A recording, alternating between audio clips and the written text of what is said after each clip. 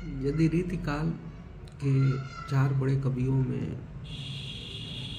देखा जाए तो बिहारी, देव, भूषण और पद्माकर, ये चार बड़े कवि आते हैं। हिंदी साहित्य का जो रीतिकाल है वो मुख्यतः श्रृंगार, हास्य विलास, इनसे इन भावों की उसमें प्रधानता है। लेकिन इसमें अपवाद के रूप में उभर के सामने आते हैं भूषण। भूषण के काव्य का प्रमुख भाव उत्साह है। वे वीर रस के कवि हैं। ओज, युद्धों का सजीव वर्णन, ये उनकी प्रमुख विशेषताएं हैं। भूषण ने रीतिकाल में ही एक राष्ट्रीय भावना, उन्होंने एक राष्ट्र की कल्पना की और राष्ट्रीय भावना का उन्मेष भूषण ने किया। उनकी ये कविताएं, उनकी ये कविता देखिए। ऊंचे घोर मंदिर के अंदर रहनवारी, ऊंचे घोर मंदिर के अंदर रहाती है।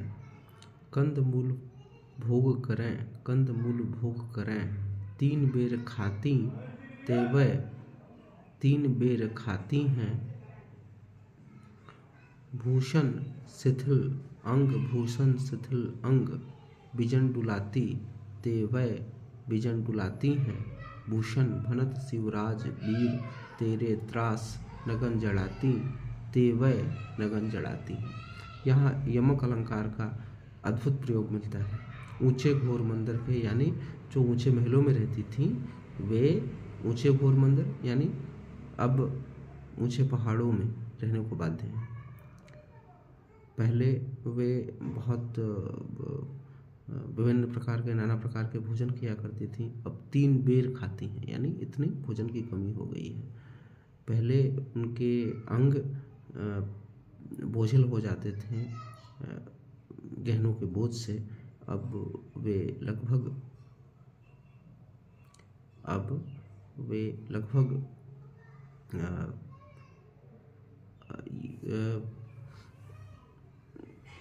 इतनी दुबली हो गई हैं। अब वे एकदम दुबली हो गई हैं। पहले वे पंखा झुलाती थी, अब उन्हें कोई पंखा झुलाने वाला नहीं है।